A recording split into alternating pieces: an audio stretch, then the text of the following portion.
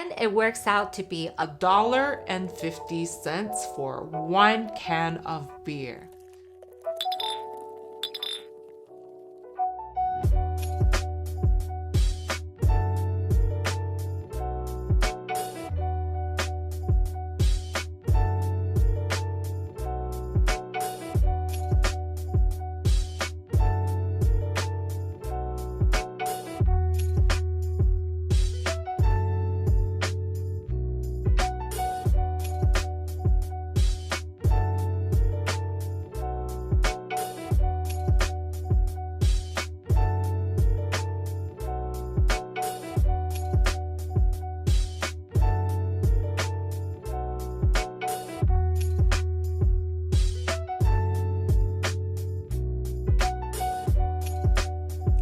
Hello everyone, welcome to Happy Hour with Ollie. I'm Ollie, and what are we drinking today? Today we are going to drink my beer. Yes, you heard right. This is my beer, a beer that I've commissioned Burnaby Brewing, which is located in Burnaby, British Columbia, Canada, to brew on my behalf. It's a Strata IPA. Oh my gosh, I'm so excited to try it. Shall we crack it open? Let's pour it. Ooh.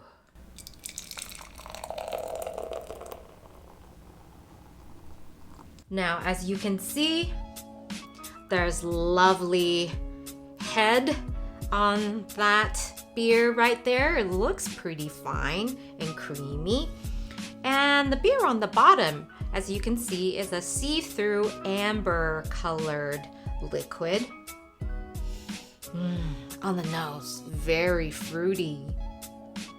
I really enjoy the balance of this beer. It's very, very well balanced.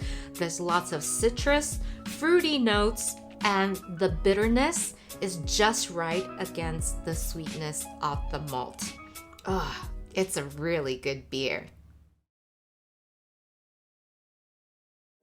The U-brew process is a process where the breweries are commissioned to brew beer for their customers. The customer, you, go to the brewery, pick a recipe out of their vast catalog of different beers and wines and spirits. So you pick the recipe that you want, the brewery brews it on your behalf, and when your beer is ready, you go there to can it yourself and take it home. And it works out to be $1.50 for 1 can of beer. So economical and convenient. Why don't we do this more? Here are the pros of the U-brew process. It's cheap. There's no dirty work for you involved. You have the ability to experiment with different types of beers, and you get a large batch of beer. On the other hand, here are the cons of the U-brew process. You can't try the beer before you pick it. You have to wait for your beer to brew before you can taste it.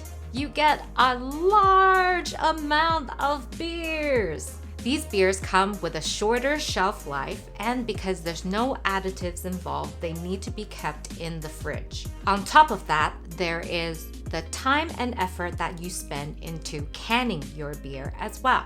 For someone like me who enjoys trying a variety of beers, perhaps the U-brew process is not ideal. I would probably prefer to go to a craft brewery instead and try a different variety and not having to purchase so much beer. Ironically, craft breweries and U-brews both started around the same time in BC, around the 2010s.